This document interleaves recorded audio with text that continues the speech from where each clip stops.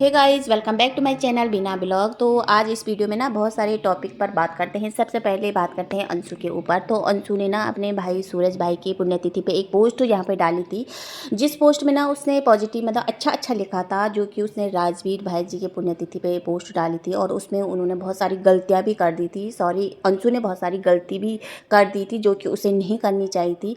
मगर यहाँ पे जो सूरज भाई के लिए उसने जो पुण्यतिथि पे जो पोस्ट डाली वो बहुत अच्छा लिखा था। और उसने शायद उसे लग गया होगा कि पिछली बार जो मैंने गलती की है राजवीर भाई की उस पे पुण्यतिथि पे, वो मैं इस बार नहीं करूँगी। क्योंकि उसके बाद ना बहुत सारे हेट वहाँ पे अंशु को मिलने लग गए थे। और वहाँ पे जो उसने अपनी भाभी के ऊपर बोला था, जो कि नहीं बोलना चाहिए था, मुझे तो ये लगा था कि नहीं बोलना चाहिए था अंशु को। क्योंकि भाभी इस समय शांत बैठी है, वो अपना ब्लॉगिंग कर रहे हैं, अपने बच्चों के साथ अपनी ब्लॉगिंग कर रही है, ज़्यादा से ज़्यादा वो अपने बच्चों को दिखाती है, अपने घर का जो भी है।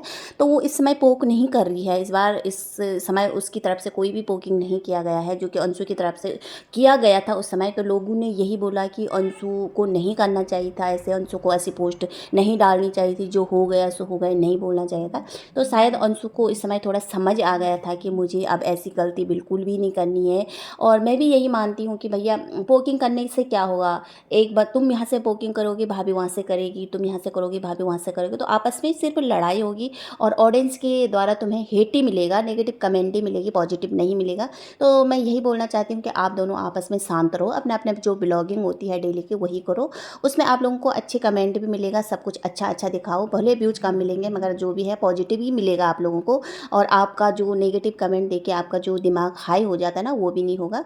तो उसके बाद ना जो भाभी की तरफ से भी पोस्ट आता है, और भाभी की तरफ से सूरज जी की याद में पुण्यतिथि में भी एक पोस्ट आता है जिसमें बहुत लंबा चिट्ठा लिखा होता है, मैं वो भी लगा दूंगी यहाँ पे। जिसमें कि उसने अपनी माफ़ी मांगी है सबसे पहले फ्लैपी ने, और ये बोला है कि जो मैंने आपकी रिकॉर्डिंग डाली थी वो मुझसे बहुत बड़ी गलती हो गई। जो मैंने आपकी रिकॉर्डिंग सोशल मीडिया पे डाली वो मुझे नहीं डालनी चाहिए। आज मैं अपनी गलती स्वीकार करती हूँ और हो सके तो मुझे माफ़ करना। मगर उसने यहाँ पे बोलते हैं ना, देर आए दुरुस्त आए, चलो उसने अपनी गलती मानी। हमने बोला कि चलो यार गलती मान लिया है। अब इंसान को कितना ताना दे सकते हैं हम ज़िंदगी भर कि भैया तूने अपनी मरे हुए पति की रिकॉर्डिंग डाली, तो ये तो नहीं हो सकता ना। अब वो आगे बढ़ रही है तो हमने भी माना कि चलो उसने अपनी गलती स्वीकार किया, सोशल मीडिया पे आके उसने अपनी गलती मानी है और माफ़ी भी मांगी है। मगर वहाँ पे उसने एक टॉन्ट भी मार दिया है कि हो मेरे साथ सब कुछ होता था, यानी मेरे साथ सूरज जी मार पिटाई करते थे। यहाँ पे उसने ये नहीं डालना था, ये गलत लगा। एक तरफ तुम माफ़ी मांगती है और दूसरी तरफ आप उनकी कमियां को भी गिनाते हो, तो ये बहुत गलत बात है।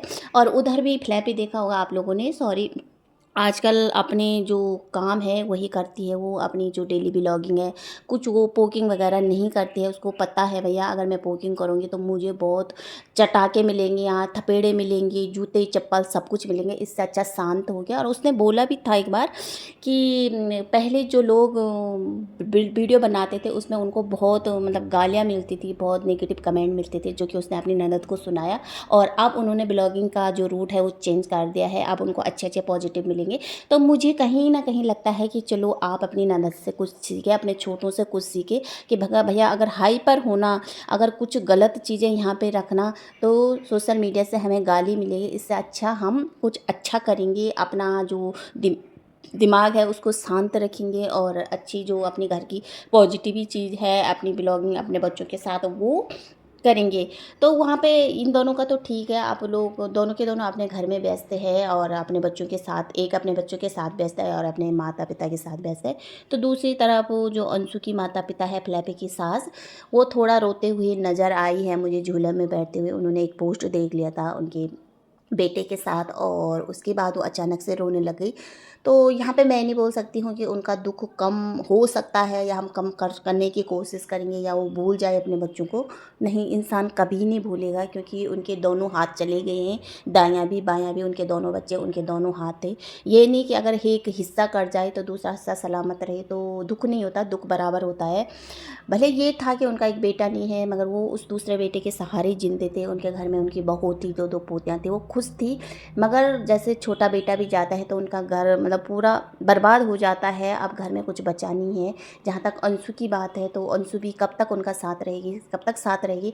एक दिन उसे पढ़ाई के लिए बाहर जाना पड़ेगा या जॉब के लिए, या वो शादी करके कहीं और चली जाएगी, दूसरे घर में चली जाएगी, तो वो बुढ़ापा तक साथ नहीं दे पाएगी। इसीलिए मुझे लगा कि जो अंशु के पापा थे वो मथुरा शिफ्ट होना चाहते थे सब लोगों के साथ। जो उनके रिश्तेदार वगैरह थे सब वहीं थे, तो वो सोच रहे थे कि अगर बुढ़ापे में कभी हमें दुख को तकलीफ हो तो कोई हमारा देखभाल करे। देखभाल क्या करना, तो हमें हॉस्पिटल ले जा सकते, हमें मतलब थोड़ा तकलीफ हो तो हमें कुछ कर सकते। ज़्यादा तो क्या उम्मीद रखते हैं लोगों से।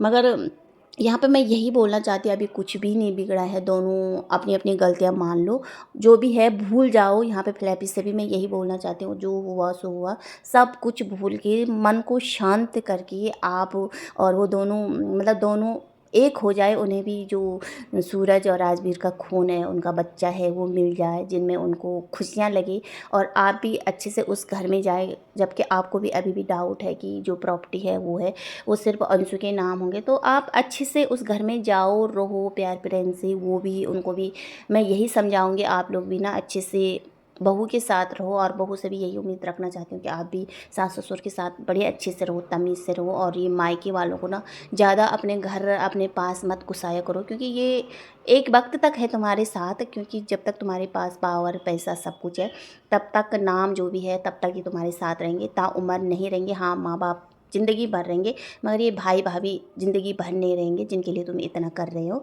और मैं तो यही बोलूँगी यार, जाना चाहिए। कब तक वो ज़िंदा रहेंगे, 10 साल रहेंगे, 5 साल रहेंगे सास ससुर, वैसे भी वो टेंशन में है। तब तक उनको थोड़ा खुशी दे दो। उनकी आत्मा भी बहुत मतलब वो जाते जाते उनको भी खुशी होगी कि मेरी बहू ने, भले हमसे जितनी भी गलती हुई, मेरी बहू आके फिर भी हमारी सेवा की पानी की।